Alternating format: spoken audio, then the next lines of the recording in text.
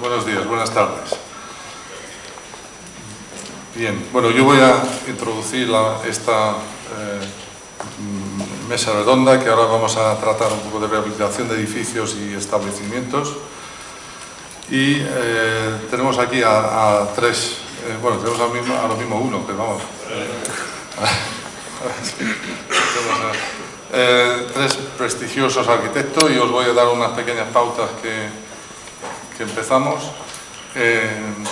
Bueno, Jerónimo, que está aquí, Jerónimo Junquera, gran amigo mío, de hecho estuve con él casi 10 años. Es arquitecto de Junquera Arquitectos, ha recibido recientemente el Premio Nacional de Arquitectura del Ministerio de Vivienda en 2006, Premio Nacional de Arquitectura en el 97 y en el 89, Premio de Urbanismo y Arquitectura Pública del Ayuntamiento de Madrid 85, 87, 93, 92, bueno, sigue, parece Nadal esto. El Premio COAM del Colegio de Arquitectos de Madrid en 95 y 2003 y el Premio de Calidad de Arquitectura de Vivienda de Comunidad de Madrid 2004. Ha ganado muchos concursos internacionales, integración del puerto de la ciudad de Málaga, rehabilitación y ampliación del hipódromo de la Zarzuela, integración del puerto de la ciudad de Arrecife, y ahí, bien. Muchas revistas, el proyecto ha sido profesor de la Escuela de Arquitectura y hoy nos va a presentar algunas ideas y proyectos suyos. Enrique, también gran amigo, es escuela de arquitecto por la Escuela de Arquitectura de Madrid, es profesor, ha estado seleccionado en el Bienal de Arquitectura de Venecia 2004, ha tenido el Premio de Colegio Vasco Navarro en 1999, COAM de 1989, Ayuntamiento de Madrid. Esto es Djokovic. Estupendo. Hola, buenas.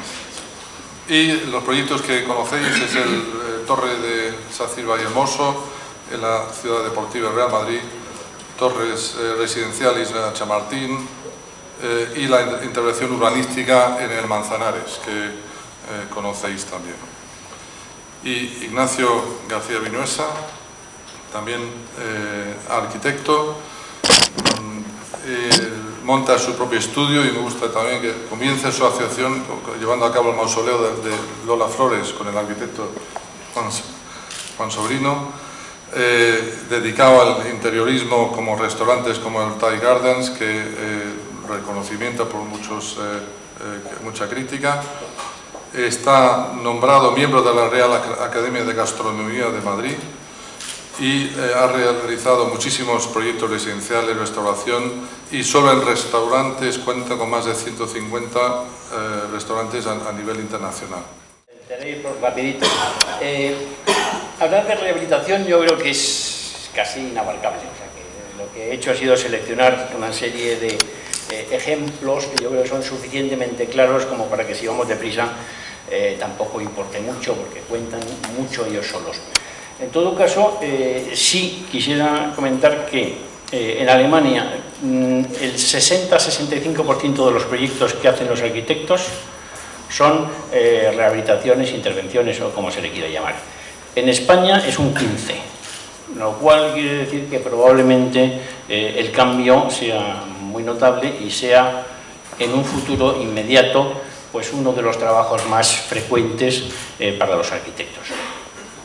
Bueno, dicho esto, y a mí me gustaría empezar a pensar, hay posibilidades de definir cómo se trabajan las intervenciones o cómo deben ser las rehabilitaciones. Hay teorías posibles, durante mucho tiempo se ha estado hablando de esto, ¿no?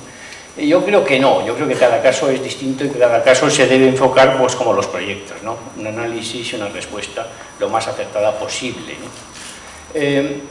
Es más, de hecho, y por eso pongo esta foto de lo que es el río de Madrid, el nuevo parque lineal, hay muchas veces en que la rehabilitación no necesariamente es arquitectura, ni siquiera son edificios, es decir, hay muchas veces son infraestructuras, enormes infraestructuras urbanas, y sin embargo suponen una transformación en la ciudad muy por encima de lo que sería una intervención sobre edificios concretos, ¿no? ¿Esto lo paso con esto? Bien. Bien, nosotros hicimos en el estudio un análisis sobre Lavapiés, sobre el barrio de Lavapiés, que sabéis que es un barrio muy conflictivo, con muchas carencias, con muchos problemas, con una composición sociológica difícil. Lo que hicimos fue un análisis de que Lavapiés tenía muchas calles verticales con unas pendientes brutales y sin embargo no había una posibilidad de pasos transversales. Y lo que hicimos, y lo saco nada más que para hablar un poco de lo que es intervenir sobre un barrio, lo que hicimos fue buscar una vía transversal, que se ve como un poco más oscura, aprovechando huecos que existían, de pequeños derribos casi quirúrgicos, y buscando hacer una forma de pasar el barrio, de entrar en el barrio con pendientes que no superaran 6%. Eso supone inevitablemente hacer un barrio más permeable, y eso supone necesariamente meter en un barrio una transformación social, que es algo que yo creo que es un tema a considerar, si eso es lícito o no es lícito, ¿no? Alterar un barrio de esa forma tan drástica, ¿no? De la misma manera se hacía estas operaciones de meter hitos dentro de pequeños sitios donde aparecían edificios que pudieran, se ponía esto como representación de lo que sería un edificio que pudiera meter un uso nuevo y por eso tanto traer gente y por tanto transformar el barrio, ¿no? Para bien y para mal, ¿no? Pero bueno, eso ya se ha hecho más veces, ¿no? Es decir, por poner un ejemplo que todos tenemos en la cabeza, esto se supone que es una restauración.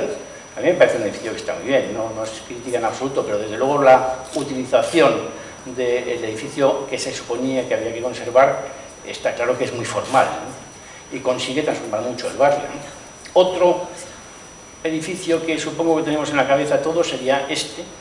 Yo creo que este edificio salió incluso en portada del Croquis y fue muy comentado en su momento, pero este edificio está utilizando un fondo que es en la ciudad de Viena como parte de su plástica. Es decir, esto es muy atractivo porque está donde está. Entonces, de alguna forma, esto es privatizar el espacio público. Yo eso siempre he tenido dudas de que eso sea algo lícito que se debe hacer. En algún caso suelto sí, pero si todo el mundo hiciera lo mismo, probablemente pensaríamos de otra manera.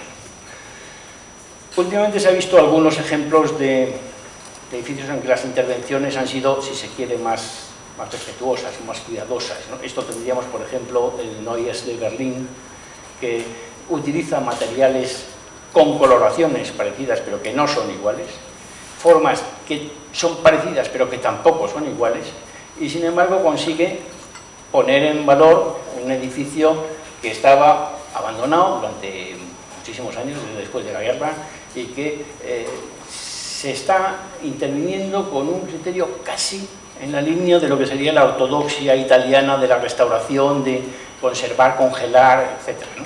Y es un edificio nuevo, es decir, que un edificio que se está reutilizando. Eso yo creo que es un gran valor. En la isla de los museos en Berlín este edificio debe haber sido una especie de cicatriz terrible, ¿no?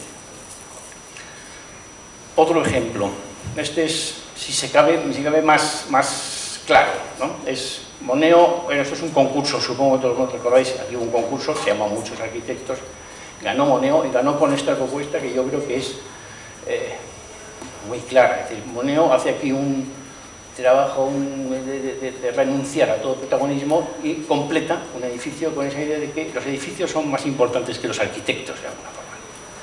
Yo creo, y yo he oído a gente protestar de que era una oportunidad de haber hecho arquitectura moderna, invisible, y yo creo que es acertadísimo, la posición de Moneo. Y sin embargo, es el mismo material, formas parecidas, pero es nuevo, y se ve y se nota. Es decir, cuando se ve estas esculturas, por ejemplo, no es que estén con una voluntad de parecerse a las otras, son claramente distintas, tienen el mismo sistema de composición, pero son claramente distintas, modernas, y se ve que ese edificio se ha hecho nuevo y es del siglo XX. Cabe también la posibilidad de preguntarse si es que no hay espacio para arquitectura contemporánea en una restauración de un edificio histórico. Y yo creo que en ese sentido este edificio que hace Nieto Subejano en Berlín, en Halle, cerca de Berlín, es muy claro. Es la intervención sobre un edificio histórico que estaba con una ala caída desde que se construyó, o sea, no es que sea...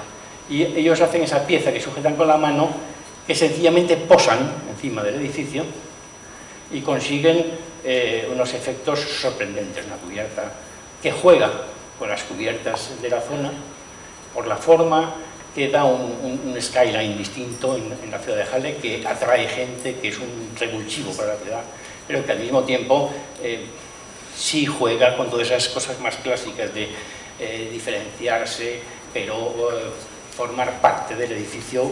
Cuelga todo esto, está todo colgado de la estructura de arriba, es decir, que en realidad lo que había no se toca, no se mete ni estructura siquiera, y se hace un edificio nuevo que a Halle, que estaba en una situación difícil, una depresión y un paro terrible, pues lo ha revitalizado bastante. Bueno, es decir, por intentar plantear un poco qué es lo que quiero contar, pues que yo creo que se responde con una solución técnica y de proyecto en función de la pregunta, es decir, que no hay predios. Este edificio, por ejemplo, responde al edificio, ¿cuál es la fachada de este edificio? Pues no lo sé, no hay. El edificio que tenía estas características es un problema técnico específico y que hay que responder de forma específica. Yo creo que eso de decir teorías para todo, yo creo que no existe, ¿no? Y menos en rehabilitación. Este es un proyecto del estudio que hicimos hace casi 30 años y que entonces fue muy difícil de entender, pero que yo ahora estoy contento de que se hiciera así. Es la restauración del edificio de la cárcel de la Inquisición, que es aquel edificio enorme que está allí, que estaba en unas condiciones muy malas y que nosotros decidimos que no hacíamos nada personal y que completábamos el muro con materiales parecidos, sistema constructivo distinto, pero materiales parecidos, hasta tener un volumen, porque pensamos que era más importante el volumen en la ciudad, en la memoria de la ciudad, que intentar hacer aquí una operación de arquitectura muy moderna en ese momento, ¿no?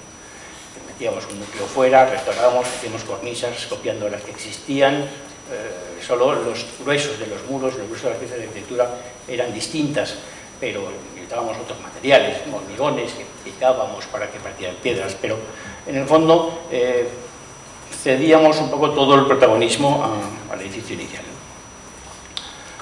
Pongo esto para hablar ahora de otro de las estructuras que normalmente se utilizan, que es envolver cosas.